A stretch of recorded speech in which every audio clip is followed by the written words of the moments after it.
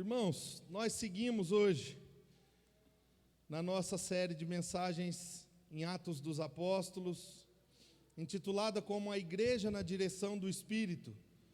E hoje nós vamos refletir juntos no capítulo 14, dando continuidade ao que foi pregado na semana passada. Capítulo 14, a partir do versículo 1.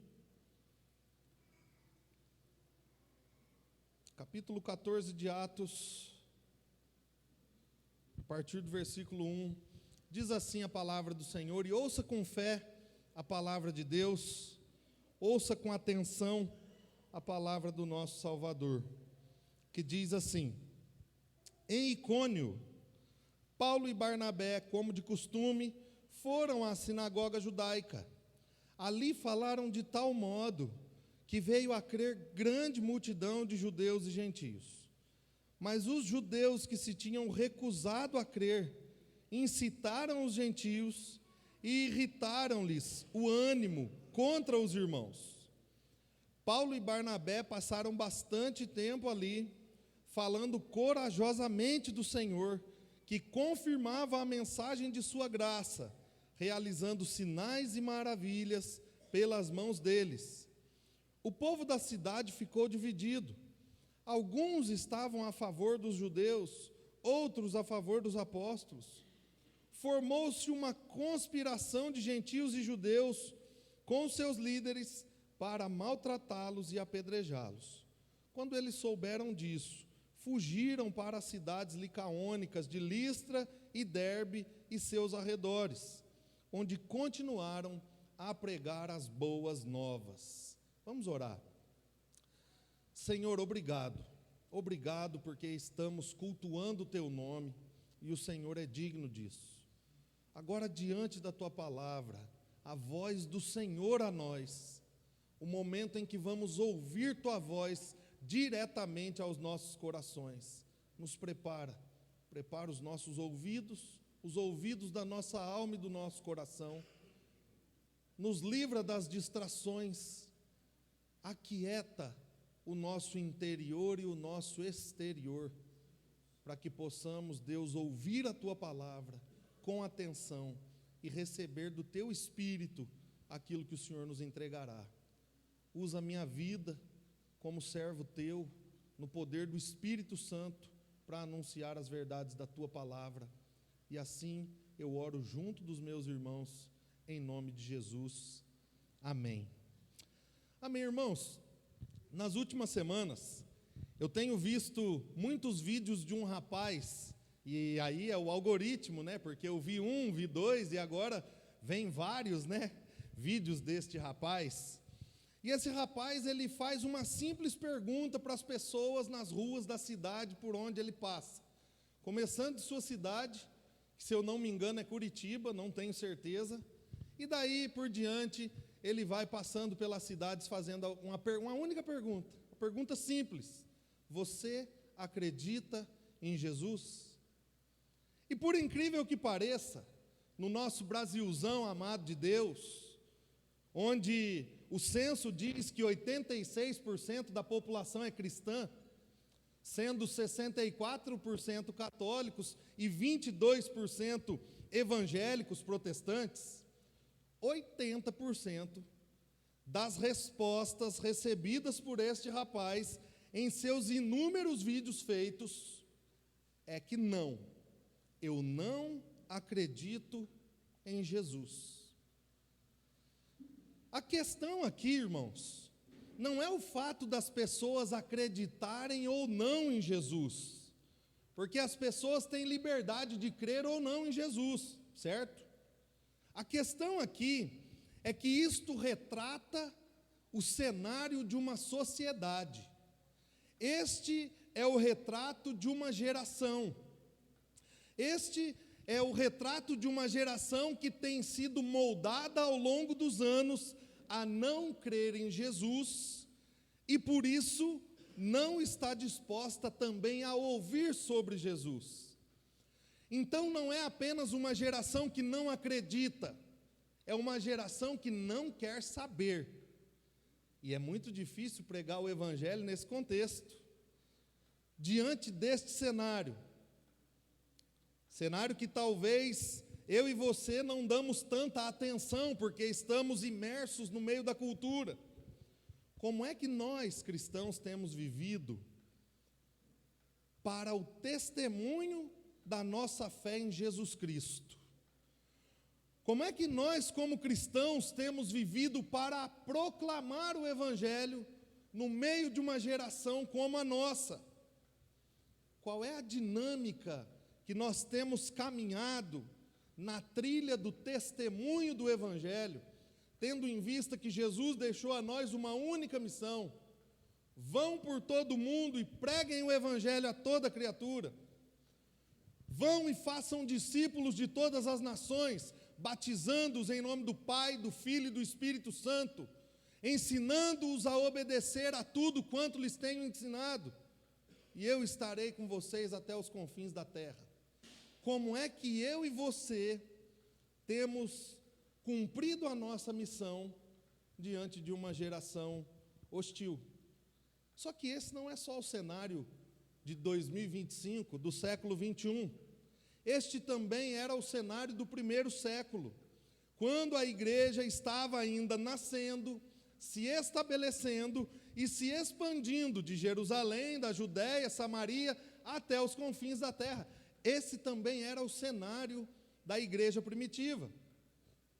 Então aqui, irmãos, no capítulo 14, onde nós lemos, nós vemos aqui que Paulo e Barnabé tinham acabado de sair de Antioquia da Psídia, onde eles foram expulsos por causa da pregação do Evangelho.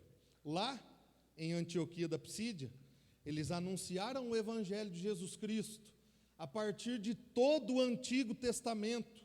E na ocasião, quando Paulo recebe aquela oportunidade, Paulo deu detalhes para aquele povo, mostrando que a lei de Moisés, os profetas e os salmos apontavam para o Messias, e que este Messias não era um Messias esperado, mas era o Messias que já havia vindo, e este Messias era Jesus Cristo. Então, Paulo diz que a partir de todo o Antigo Testamento, todas as profecias messiânicas se cumpriram em Jesus. Seu nascimento foi uma profecia, a sua vida, a sua morte, a sua ressurreição, todas essas coisas haviam sido preditas ao longo da história do povo de Deus. Então, o povo em Antioquia da Psídia, que tinha familiaridade com todo o Antigo Testamento, com toda a história do povo de Deus, ouviu de fato o Evangelho. Tudo o que foi dito lá atrás era a sombra do que Cristo viria cumprir, e ele veio e ele cumpriu. Por isso, os judeus e os gentios lá na Antioquia estavam sendo chamados ao arrependimento e à fé em Jesus Cristo, para perdão dos seus pecados. Só que a mensagem que alcançou o coração daqueles que haviam sido designados para a vida eterna, como o texto diz, daqueles que Deus havia escolhido antes da fundação do mundo para serem salvos, para serem povo de Deus, a mensagem que alcança o coração desse povo, por outro lado, suscita ira e grande perseguição da parte dos judeus, que aí então expulsam Paulo e Barnabé da cidade, e eles, cheios do Espírito Santo, na direção do Espírito Santo, saem e vão para Icônia, onde nós iniciamos o capítulo 14 aqui. E Icônia ficava aproximadamente 128 quilômetros da Antioquia da Psídia. É como se a Antioquia ficasse aqui e Icônia mais ou menos aqui. Aproximadamente 128 quilômetros da cidade de Antioquia. Icônia era uma cidade influente naquela região da Ásia Menor. É como se fosse a capital da região dos Licaônicos, daquela região que hoje é a atual Turquia, a Ásia Menor, toda aquela região. Depois nós vamos ver a carta aos Gálatas, foi escrita para esse público dessa região, que é a região da Galácia, também na atual Turquia, região da Ásia Menor. Então essa cidade ela era conhecida como um ponto comercial para todas as cidadezinhas que ficavam ao redor. Ela era um polo central, comercial e econômico. E sendo assim, na direção e na estratégia do Espírito Santo, Paulo e Barnabé fogem e não vão para outras cidades. Eles saem de Antioquia e intencionalmente, não é aleatoriamente, porque quando a gente lê a Bíblia, nós vemos os eventos acontecendo, mas o Espírito estava conduzindo Paulo e Barnabé, eles tinham uma missão clara de vida, de anunciar o Evangelho aos gentios e até os confins da terra, e eles têm algumas estratégias específicas que eles usam para que isso aconteça de forma mais rápida inicialmente, e depois eles vão disseminando em outros lugares. Então eles fogem da Antioquia direto para Icônio. E é nessa passagem dos primeiros missionários da igreja primitiva por Icônio que eu gostaria de observar com vocês algumas lições sobre a dinâmica da igreja na missão de testemunhar o Evangelho.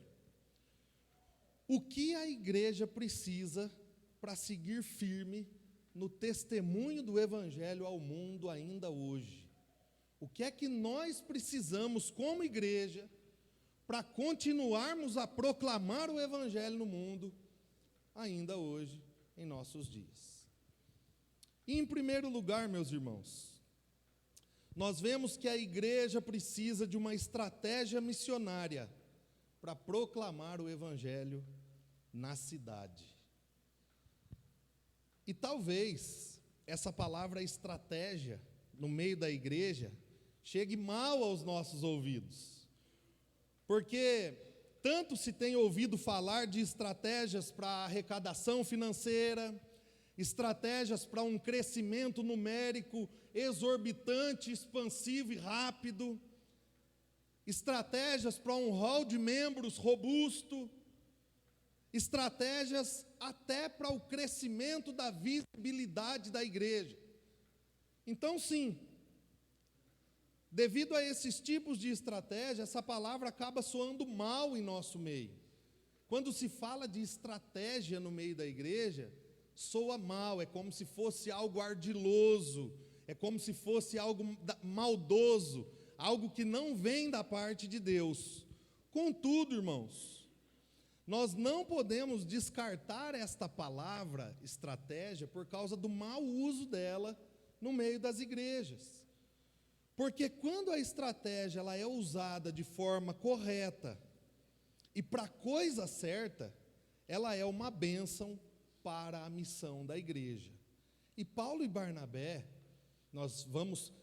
eu acho que nós já estamos percebendo isso, mas nós vamos perceber isso até o final do livro de Atos. Paulo e Barnabé são estrategistas, eles são completamente estratégicos. Eles sabem onde vão, por que vão e como vão. Não é aleatório que as coisas vão acontecendo. Na direção do Espírito, eles utilizam algumas estratégias para o avanço do Evangelho. Em Jerusalém, eles iam às sinagogas e iam de casa em casa anunciando o Evangelho de Cristo. Quando eles saíram de Jerusalém, eles continuaram indo às sinagogas, só que aí eles começaram a procurar algumas cidades centrais, algumas pessoas centrais da cidade, pessoas mais influentes, que eles pudessem falar do Evangelho e alcançar uma diversidade cultural e religiosa maior do que alcançariam se fossem de qualquer forma. E em Icônio, eles usam a mesma estratégia. Capítulo 1, versículo 1 diz: em Icônio, Paulo e Barnabé, como de costume, que eles já vêm fazendo isso, foram à sinagoga judaica. Por que eles foram na sinagoga judaica lá em Icônio? Porque eles sabiam que Icônio era uma província romana, composta de forma predominante por judeus e gentios, contudo, o judaísmo dominava no que diz respeito à religião. E por isso os gentios também haviam abraçado a fé no judaísmo, caminhavam conforme o judaísmo, e aí então, aos sábados, a maioria da população se encontrava na sinagoga. O povo, de forma quase que completa, estava na sinagoga. Por isso, então, eles vão à sinagoga. Lá, eles recebem a oportunidade para compartilhar uma palavra de encorajamento, como aconteceu na Antioquia da Psídia, que nós vimos a semana passada. O texto não relata, mas a dinâmica é a mesma.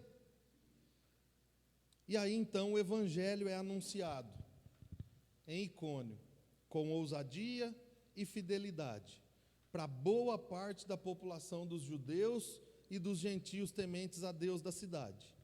E o resultado é a fé de muitos dentre os judeus e dentre os gentios. É o que o versículo 1 continua dizendo. Ali falaram de tal modo que veio a crer grande multidão de judeus e gentios. Irmãos, nós também precisamos de estratégias para proclamar o evangelho aqui, na cidade de Andradas.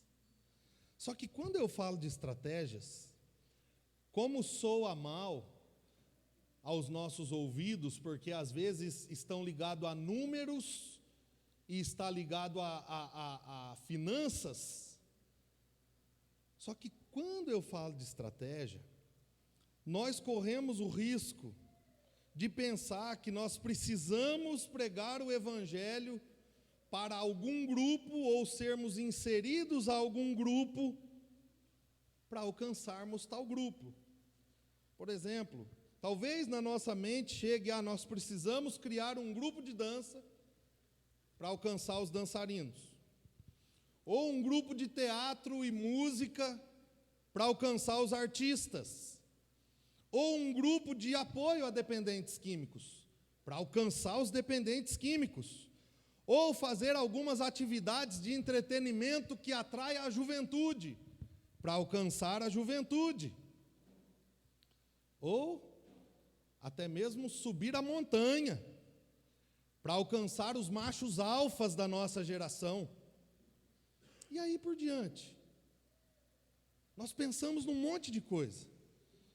Só que se nós pensarmos dessa forma, se a igreja pensar dessa forma, logo a igreja não se tornará mais uma igreja multicultural, de diversas culturas, diversas pessoas, de diversos contextos. Não, nós nos tornaremos uma igreja de um único público. Porque pensa bem, nós começamos com um grupo de dança evangelístico. Só que aí tem o povo do teatro. Aí tem que fazer um do teatro também. Mas e o povo do futebol? Mas e aqui na nossa cidade o povo do agro, que anda a cavalo? E o povo do glider? E o povo dos jipes? Pensem comigo. Nós não vamos conseguir abranger todos os grupos. E aí então, nós nos tornaremos uma igreja tribal. Igreja de um público e um grupo só. Ou nós vamos precisar sucumbir o evangelho, deixar o evangelho de lado e viver atrás de suprir demandas e demandas e demandas e demandas tribais. Esse é um grande perigo e um grande risco que a igreja evangélica sofre nos dias de hoje. Mas se nós olharmos a fundo a estratégia missionária da igreja primitiva, nós aprendemos que nós precisamos ter como estratégia, não é algo que uma tribo realiza, mas os relacionamentos com as pessoas de diversos contextos. Precisamos estar com pessoas, irmãos. E aí então, seja na sinagoga onde Paulo e Barnabé estavam, ou num jogo de futebol, ou numa sala de aula, ou na fila do banco, ou na porta da escola do seu filho, onde você espera ele sair da aula, ou na academia. Seja como for, essa será a nossa estratégia para a proclamação do Evangelho. Nós precisamos perceber que Deus já deu a nós as estratégias para que possamos anunciar o Evangelho na nossa cidade e fora dela. Se nos relacionamos com pessoas no nosso dia a dia, se convivemos com pessoas, sem dúvida alguma, Deus já nos deu os relacionamentos como estratégia para proclamar o Evangelho a elas. Nós não precisamos inventar a roda. Nós não precisamos ser a igreja conhecida porque nós alcançamos tal público. Não, nós seremos a igreja conhecida que tem o mecânico, que tem o agricultor, que tem o cara do ar-condicionado, que tem o motoboy, que tem o eletricista, que tem o segurança, que tem o vendedor de queijo, que tem o construtor, que tem o cafeicultor, que tem todas as pessoas que você pode imaginar. E não apenas um grupo, uma tribo, um público. Deus nos deu as estratégias. E aí, meu irmão e minha irmã, você que ainda estuda, há quanto tempo aquele amigo ou aquela amiga senta ao seu lado? Há quantos anos você passa horas e horas do seu dia com ele ou com ela? E você, que está há anos no mesmo trabalho, e que com certeza no seu trabalho tem aquele amigo e aquela amiga que você chama de irmão, que você passa horas, você abre o seu coração, você divide as dores, as alegrias com ele. Você não tem esse tipo de amigo? E você, que vai à academia todos os dias, ficar fitness, forte, cuidar da saúde, e você vai no mesmo horário, e se encontra com as mesmas pessoas, e conversa com os mesmos amigos, todos os dias, ou 2, 3 vezes na semana, há 1 ano, há 2 anos, há 5 anos, há 8 anos. Ou você, que é cristão ou cristã, e seu esposo ou esposa e seus filhos não são cristãos, quantas são as horas que você passa junto deles? Eu estou errado? Queridos, são essas as estratégias que Deus, na direção do Espírito, está dando a mim e a vocês. Como é que nós vamos pensar numa estratégia para alcançar a Europa? Se o meu amigo que estuda comigo desde o 1º ano, e eu estou no 1º, 2º ou 3º colegial, ainda não ouviu o Evangelho, como é que eu quero enviar missionários para a Ásia? Se o cara que trabalha comigo há 10 anos, eu acho que ele nem sabe que eu sou cristão. Como é que eu quero investir o meu dinheiro para mandar missionários para a China? Se os amigos que eu faço academia todos os dias há anos, nunca ouviram que Jesus Cristo é o Senhor, para a glória de Deus, não faz sentido, irmãos. As estratégias de Paulo e Barnabé foram as sinagogas, os grandes centros, as praças. Deus deu as estratégias a eles, mas para mim e para vocês, são os relacionamentos diários, que são aparentemente comuns, mas não são comuns, porque são únicos. Você se relaciona com quem você se relaciona e eu não. E eu me relaciono com quem eu me relaciono e vocês não. São completamente relacionamentos intencionais dados por Deus a nós para que cumpramos nossa missão aqui na cidade. Qual foi a última vez que você aproveitou os seus relacionamentos para falar do amor de Deus que foi derramado sobre nós em Cristo Jesus? Ou será que alguma vez você já fez isso? Será que alguma vez já aconteceu isso? Pare por um instante, meu irmão e minha irmã. Faça uma autoavaliação de sua vida. Faça uma avaliação sincera, à luz da palavra de Deus. Veja se você não está sendo roubado ou roubada pela cultura do tanto faz acreditar em Jesus ou não. Tanto faz conhecer Jesus ou não. Use os seus relacionamentos como estratégia do Espírito para anunciar a boa nova de salvação aqui na nossa cidade.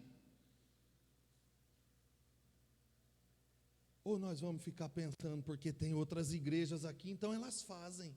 Não! Deus deu a missão a mim, Lucas, mas deu a missão a cada um de vocês individualmente. A missão não é minha, a missão é de Deus. A missão não é da igreja evangélica em Andradas, a missão é de Deus. Pare e pense. Use os seus relacionamentos para pregar o evangelho para as pessoas. Perceba as oportunidades que Deus te dá todos os dias para falar que há um Senhor nos céus, que não nos desamparou, que não nos deixou à deriva, que nos amou desde a eternidade e enviou seu Filho, que morreu e pagou os nossos pecados, ressuscitou nos dando vida e voltará para buscar o seu povo. Chame as pessoas ao arrependimento. Mostre a elas que há um caminho de salvação. Mostre a elas que esta vida não é o fim e que a morte não é o fim. Seja crendo em Jesus ou não, há uma eternidade. Com Cristo, a eternidade para a glória. Sem Cristo, a eternidade para a desonra e o inferno. Eternamente distantes de Deus. Ou nós temos medo de pregar essa mensagem? Seja sincero, consigo mesmo. Ou ela é uma mensagem ofensiva demais? Reflita, meu irmão. Use os seus relacionamentos para anunciar o evangelho. Mas o texto nos ensina ainda, em segundo lugar, que a igreja, ela precisa de fé e coragem para anunciar o evangelho em meio à oposição. O texto segue dizendo nos versículos 2 e 3: Mas os judeus que se tinham recusado a crer, incitaram os gentios e irritaram-lhe os ânimos contra os irmãos. Paulo e Barnabé passaram bastante tempo ali, falando corajosamente do Senhor, que confirmava a mensagem de sua graça, realizando sinais e maravilhas pelas mãos deles. O tempo foi passando, irmãos, e no que diz respeito à caminhada do discipulado, o tempo é uma bênção, porque ele vai nos mostrar se temos amadurecido em Cristo ou não. Contudo, o tempo foi passando, e os judeus que haviam endurecido seus corações para o evangelho, não creram que Jesus era o Messias enviado de Deus, e que ele havia ressuscitado dentre os mortos. Para eles era ofensiva a mensagem da ressurreição, que é a mensagem central do evangelho, é a mensagem central do livro de Atos, a mensagem da ressurreição. Jesus morreu e ressuscitou dentre os mortos. E é por causa disso que nós temos vida eterna. Então, estes judeus que endureceram o coração para essa mensagem, eles persuadiram os gentios tementes a Deus. Eles foram lá e entraram na mente dos caras. Deixaram eles bem fervorosos no que diz respeito a Paulo e Barnabé. E eles se viraram contra Paulo e Barnabé. Icônio agora, que já havia sido um lugar receptivo ao evangelho na primeira impressão, agora está uma cidade hostil, uma cidade endurecida e que rejeita o evangelho. Olha que novidade. Só Icônio que passa por isso, né? Andradas não.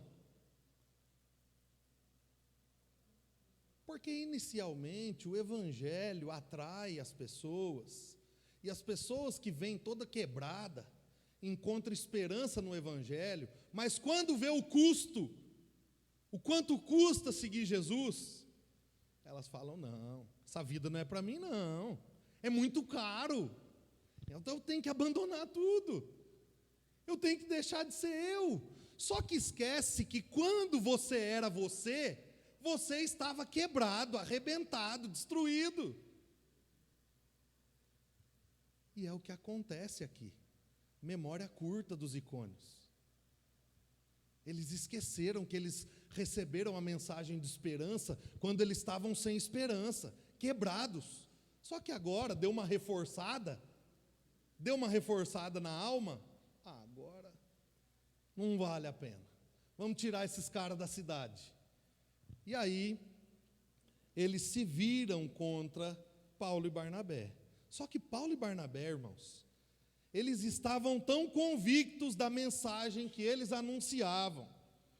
Eles não tinham dúvidas de que Jesus era o Messias enviado de Deus, que havia nascido, vivido perfeitamente entre os homens, sido morto injustamente como servo sofredor que Isaías tinha anunciado lá atrás, e que ressuscitou dentre os mortos para trazer perdão de pecados e vida eterna a todos os que nele creem. Eles estavam tão convictos desta mensagem, que essa fé em Jesus, no Evangelho, enchia eles de coragem. Eles ficavam encorajados, mesmo diante da oposição, eles estavam encorajados para anunciar o Evangelho, mesmo diante da hostilidade, das calúnias, dos insultos dos gentios e dos judeus, eles continuavam anunciando o Evangelho. Dessa forma, o Senhor usava a vida de Paulo e Barnabé para operar sinais e maravilhas, milagres no meio do povo. Aqui a Bíblia não diz quais eram os milagres. Alguns comentaristas vão dizer que de fato eram milagres de cura, visíveis, porque o milagre que acontecia diante dos olhos atraía e confirmava a mensagem que estava chegando ao coração. O centro sempre foi a mensagem do Evangelho, mas o Senhor usou de sinais e maravilhas para confirmar a mensagem dos apóstolos. Nós também precisamos da mesma fé e da mesma coragem para anunciar o Evangelho em meio à oposição, meus irmãos. E nós vivemos numa geração e numa cultura que se opõe com hostilidade ao Evangelho. E pregar para pessoas nesse contexto é um desafio tremendo.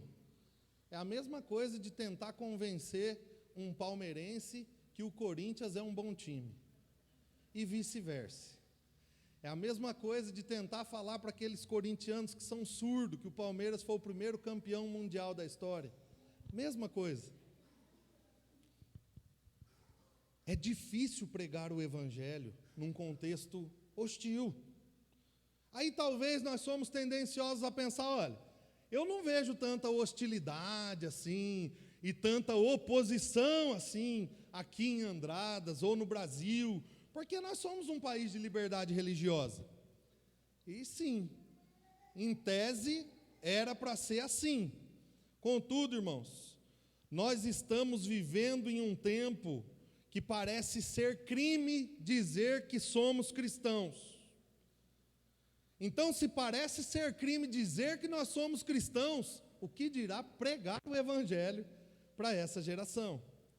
Automaticamente, nós ficamos receosos de dizer que nós somos cristãos, para nós não sermos ridicularizados, para não sermos zombados, para não sermos rejeitados, dependendo do contexto no qual nós estamos inseridos. Só que Jesus falou para os discípulos: vocês passarão por muito sofrimento, vocês serão zombados, vocês sofrerão por causa do meu nome, vocês serão rejeitados, porque rejeitaram a mim, vão rejeitar vocês também. Contudo, tenham bom ânimo, eu venci o mundo. E falando de Brasil, da realidade da nossa nação, o cristianismo é tratado como uma ameaça para a sociedade. E eu não estou exagerando, irmãos. Eu queria estar exagerando, mas eu não estou. Se nós formos olhar para o sistema político, nós vamos ver que há uma intolerância à fé cristã. Porque há uma luta para que o Estado domine sobre a igreja, para que o Estado limite a igreja no que ela vai fazer, no que ela vai falar, em como ela vai fazer e falar. Há uma guerra para que o Estado domine sobre o cristianismo. Mas com as outras religiões está tranquilo, não há guerra. A política e as outras religiões que não são o cristianismo se dão muito bem, transitam bem no mesmo ambiente. Só que se nós formos olhar para o sistema social, nós vamos ver um desdém com os cristãos nos nossos dias. O cristão no meio social é tratado com desdém. A sociedade está sendo treinada a rejeitar o cristianismo. E rejeitando o cristianismo, rejeitam também os cristãos. Talvez seja por isso que você tenha vergonha de falar do Evangelho. Talvez seja por isso que você tenha medo de dizer que é cristão. Talvez seja por isso que você tenha medo de dizer não ao pecado que as pessoas abraçam. Talvez seja isso. Só que se nós vamos olhar para o âmbito acadêmico, nós vamos ver uma censura sem igual. Porque as escolas e as universidades, que são as primeiras a dizer que são a favor da liberdade religiosa, excluíram qualquer representatividade cristã do meio delas.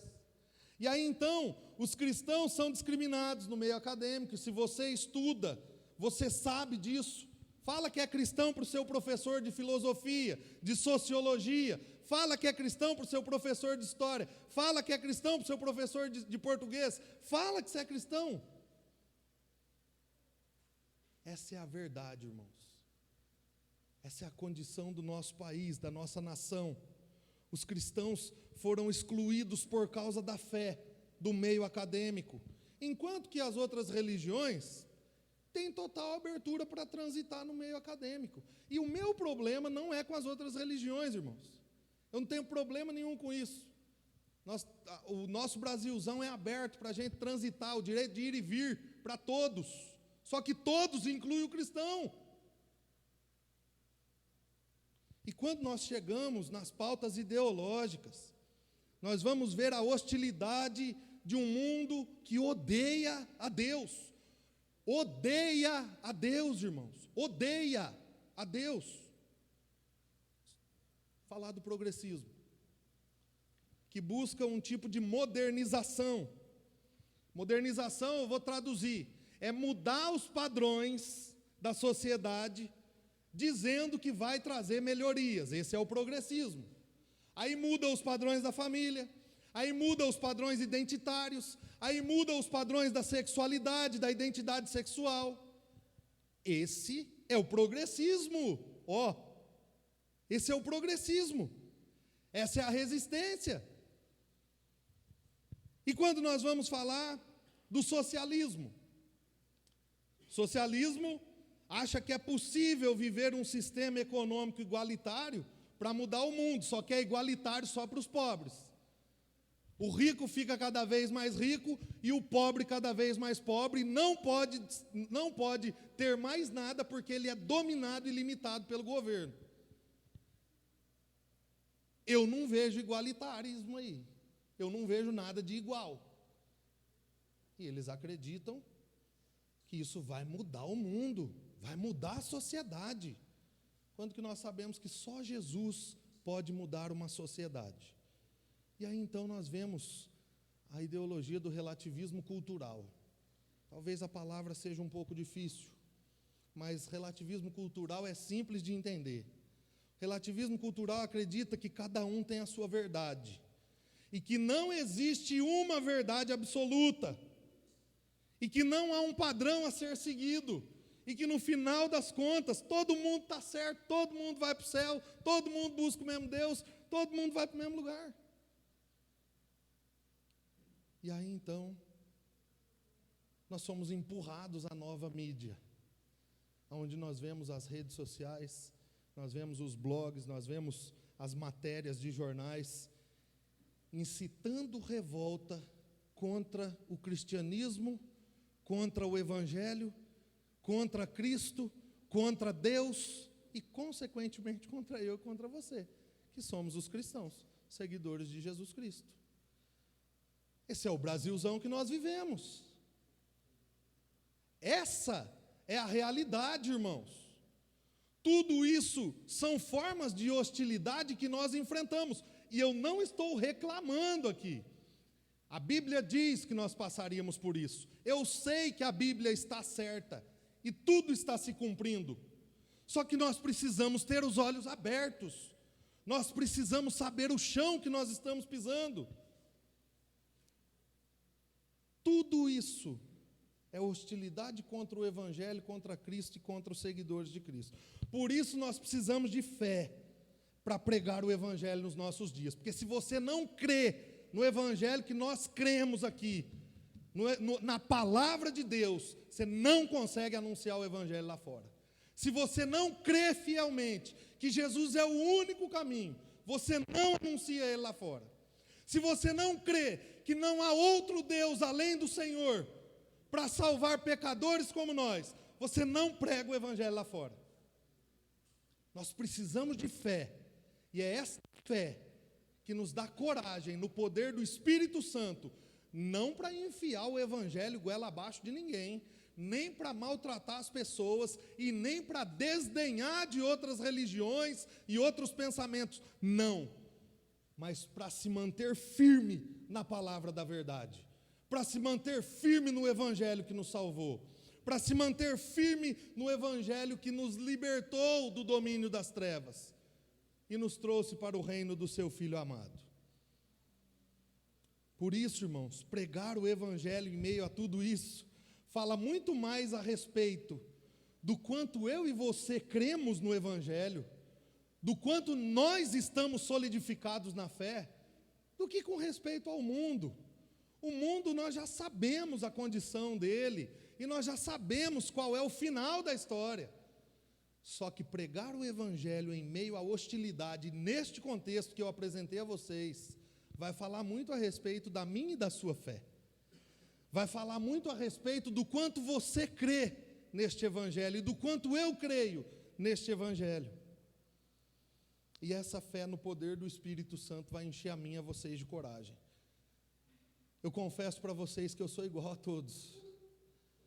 Só que eu garanto, e enquanto eu refletia nesse sermão, me lembrei de inúmeras vezes, que o meu coração bateu mais forte, eu não consegui me calar.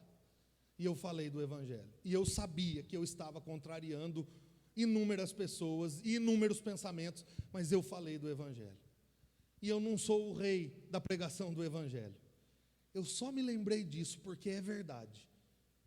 Se nós cremos fielmente nessa palavra, nós somos cheios de coragem para falar na hora certa, para as pessoas certas, no momento certo. E qual é o momento certo? Paulo fala para Timóteo: pregue a palavra, a tempo e fora de tempo.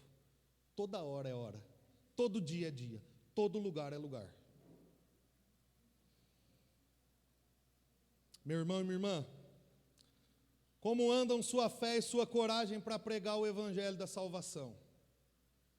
Como é que você está? Como é que você tem cumprido a missão no meio da hostilidade e da oposição sutil e cultural?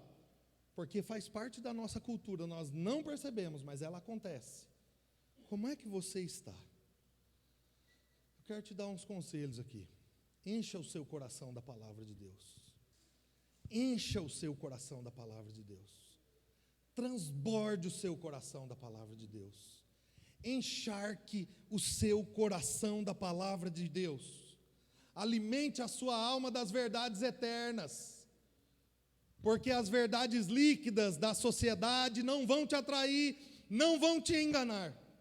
Alimente a sua alma das verdades eternas da Escritura. Creia fielmente nesta palavra, meus irmãos. Creia nesta palavra. Creia fielmente nela.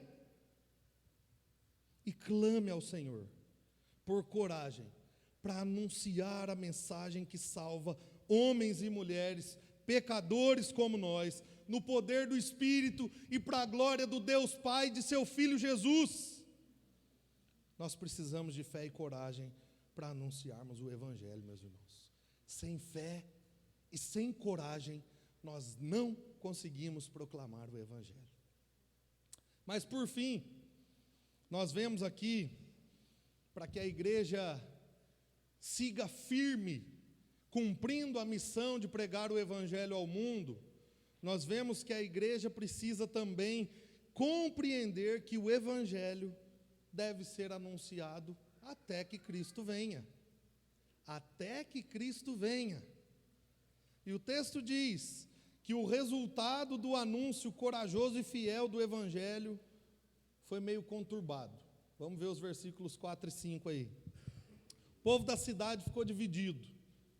Alguns estavam a favor dos judeus, outros a favor dos apóstolos. Formou-se uma conspiração de gentios e judeus com seus líderes para maltratá-los e apedrejá-los. Então, irmãos, à medida em que muitos na cidade davam ouvidos aos judeus e de fato abraçavam a causa de caminhar contra a mensagem do Evangelho e consequentemente contra os missionários da igreja, Paulo e Barnabé, outros confiavam suas vidas a Jesus. Contudo, irmãos, os gentios tementes a Deus se inflamaram de tal forma com aquilo que os judeus causaram, que eles buscaram o apoio de seus líderes. Percebam que um pouco antes, Sérgio Paulo, ele se converte, um líder. E aí agora, os líderes estão contra o Evangelho. Lá atrás, os líderes maiores estavam a favor do Evangelho. Agora, os líderes maiores estão contra o Evangelho. Então, eles estão apoiando os gentios e os judeus para maltratar, apedrejar e hostilizar os missionários da igreja de Antioquia, Paulo e Barnabé. Diante disso, quando Paulo e Barnabé souberam da conspiração contra eles, eles precisaram tomar uma decisão baseada na compreensão que eles tinham da missão que Deus tinha dado a eles, do chamado que Deus tinha dado a eles. Olhem aí os versículos 6 e 7. Quando eles souberam disso, fugiram para as cidades licaônicas de Listra e Derbe e seus arredores, onde continuaram a pregar as boas novas. Irmãos, Paulo e Barnabé entenderam que a missão de pregar o Evangelho aos gentios em Icônio havia sido cumprida. E agora, por causa disso, ainda não era a hora de parar, de resistir e morrer pela causa do Evangelho. Eles ainda precisavam seguir anunciando o Evangelho até os confins da terra. E por isso, eles seguem e vão adiante a outros lugares, anunciando as boas novas de salvação. Eles continuam cumprindo a missão fora de Icônio. Nós precisamos ter esta mesma compreensão que Paulo e Barnabé tiveram. Porque apesar da hostilidade que nós enfrentamos na sociedade, irmãos, a missão não acabou. A obra do Evangelho continua. Nós não paramos no primeiro obstáculo e provavelmente nós nem saberemos qual será o último obstáculo para nós. Nós simplesmente devemos seguir anunciando as boas novas de salvação até que Cristo venha, até que Jesus venha. Isso significa, meu irmão e minha irmã, que você não deve parar porque não quiseram te ouvir. Significa que você não deve parar porque estão evitando você por causa de sua fé. Significa que você não deve parar porque perderam a amizade sua, porque você é cristão e eles te acham chato. Significa que você não deve parar se o governo proibir o anúncio do Evangelho. Significa que você não deve parar se na escola eles estão zombando de você e se no trabalho você é excluído porque você ama Jesus. Você não deve parar, meu irmão e minha irmã. Você precisa seguir em frente. A obra do Evangelho continua, a missão continua, porque o bom combate, para nós, só termina de 3 formas.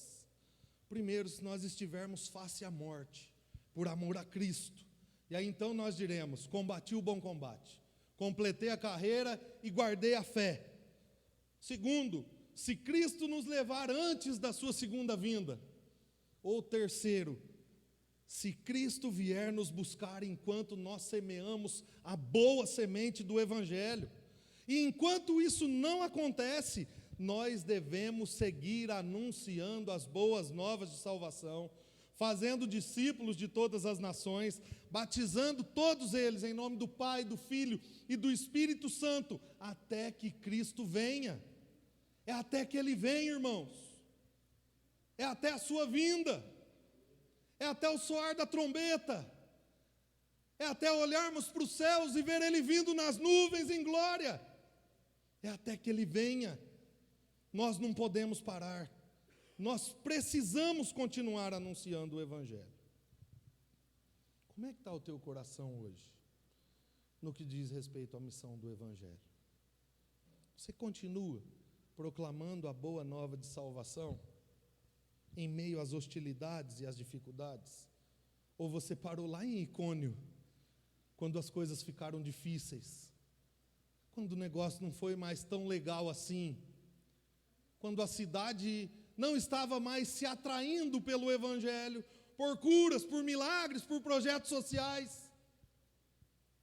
Como é que você está? Ou você acabou se acomodando com a situação da hostilidade, cruzou os braços e falou: se eu não faço, tem quem faça, deixa que outro faz.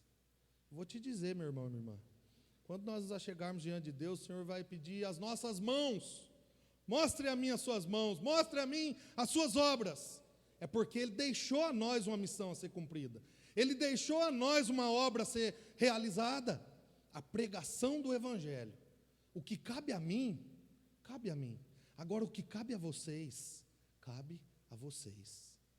Vocês precisam anunciar o Evangelho. A cidade precisa ouvir o Evangelho por meio de cada um de vocês. Seus colegas de trabalho, seus colegas de classe, seus amigos de academia, todos precisam ouvir o Evangelho por meio de vocês. Seja como for, Deus está encorajando a mim e a vocês a continuarmos firmes, com fé, coragem e anunciando o Evangelho de Cristo até que Ele venha. Essa deve ser a nossa dinâmica como cristãos e como igreja, aqui na cidade. Por isso, vivamos em missão, anunciando o Evangelho e na esperança gloriosa de que Cristo virá e nos levará e consumará todas as coisas para a sua glória. Amém?